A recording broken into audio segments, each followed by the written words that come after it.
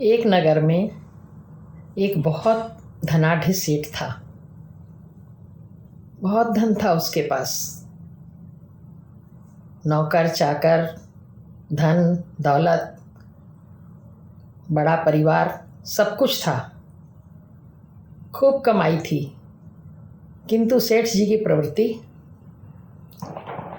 दान धर्म में नहीं थी। अत्यंत कंजूस।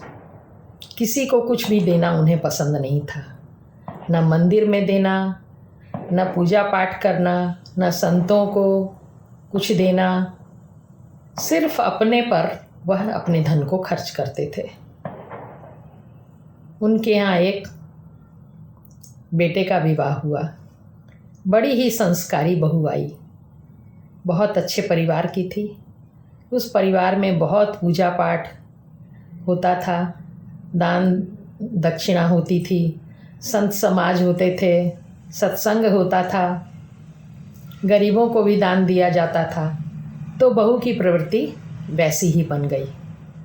अब यहाँ आकर उसने देखा कि धन तो बहुत है घर में, किंतु उसका उपयोग सिर्फ घर वाले ही करते हैं। किसी को भी कुछ दिया नहीं जाता। ससुर जी तो बहुत ही कंजूस हैं। अब वो क्या करे, उसको अच्छा नहीं लगता था। एक बार वह छत पर कुछ काम करने के लिए गई। वहाँ पर बगल की छत पर एक पड़ोसन आई थी। पड़ोसन ने पूछा, क्या बहन खाना पीना हो गया?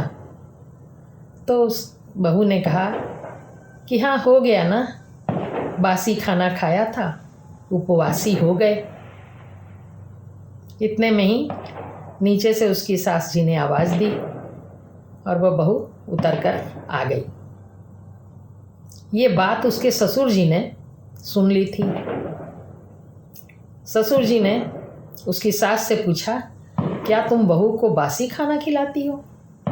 तो सास ने कहा, कभी नहीं, मैं तो उसे हमेशा सबसे अच्छा खाना देना चाहती हूँ और हमेशा बहुत अच्छा खाना खिलाती हूँ, बासी क्यों खिलाऊंगी? तो ससुर जी ने कहा कि तो फिर ये शिकायत कर रही थी बगल वाली पड़ोसन से, ये कैसी बात है? उन्हें बहुत बुरा लगा। झूठी शिकायत। तो बहू से पूछा गया कि आखिर क्यों तुमने ऐसा कहा कि मैंने बासी खाना खाया है? तब बहू ने कहा कि पिताजी, सच में हमने बासी खाना खाया है। वो इस तरह से कि हमारे घर में कितना धन है, कितनी कमाई है, सब आनंद हैं, सब कुछ बहुत अच्छा है। ये क्यों है? ये हमारे पूर्व जन्म का फल है। जो पूर्व जन्म में, पहले जन्म में जो हमने कमाई की थी, उसके एवज में हमें यह सब मिला है। इस बार तो हमारी कोई कमाई हो नहीं रही है, तो पुरानी जो कमाई से जो हमने अभी खाया, यह बासी खाना था।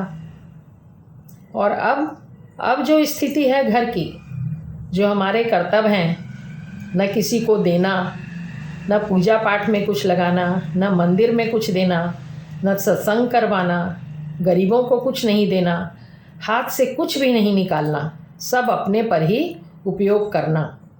तो इस बार तो हमें कोई ऐसे अच्छे कर्म हम कर नहीं रहे हैं कि आगे कुछ हमें मिलेगा, यानी आगे उपवास का इंतज़ाम कर रहे हैं। तो मैंने कोई गलत नहीं कहा। मैंने कहा कि बासी खाना खाया और उपवासी हो गए। उपवासी इसलिए कि आगे के जन्म में तो हमको उपवास ही झेलना होगा, क्योंकि अभी सब हम खुद ही खा ले रहे हैं, किसी को कुछ नहीं दे रहे हैं, धन सारा अपने पर ही खर्च करते हैं। तब ससुर जी को समझ में आई बात। बहू ने बहुत ही युक्ति से अपने ससुर जी को सब समझा दिया और वो समझ भी गए। अब आगे सब अच्छे काम होने लगे परिवार में। बहू के मन की अच्छी बात हो गई। आगे के लिए भी उपवासी नहीं होंगे अब।